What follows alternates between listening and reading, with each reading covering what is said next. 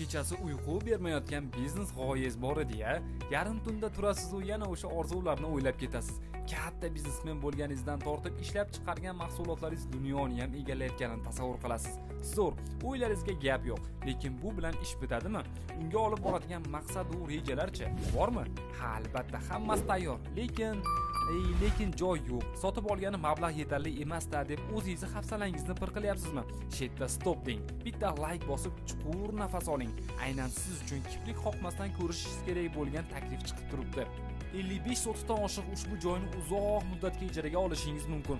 Palon pulga bo'sh yer olib qurilish qilguncha vaqt ham, mablag' ham ancha sarflanadi. Ungacha sizga tinchlik bermayotgan g'oyalar kutib turadimi, yo'qmi?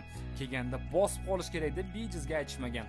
Bu yerning xonalar soni 6 ta, katta-kichik xonalardan iborat ekan.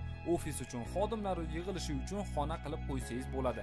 Sanuzellar ham ishlashga yaroqli holda ekan. Tashqarida yozgi oshxona ham bor ekan. Hamma xonalarga isitish tizimi o'rnatilgan.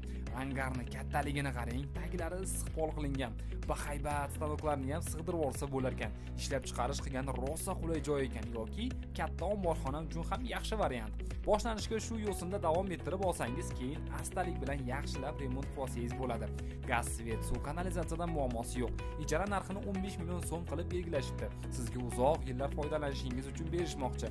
Bu yerda millionlab pul topib tursangiz, ijara narxi hech narsa bo'lmay qoladi. Keyinchalik o'zingiz uchun shunday joylarni bir yo'la sotib olsangiz ham bo'ladi. Ekrandagi nomerga telefon qilib, egasi bilan bog'lanib, savdolashib, kelishib ketaverasiz. Lokatsiyadan gapirsam, Farg'ona Oqyo'l ko'chasi, Vaida.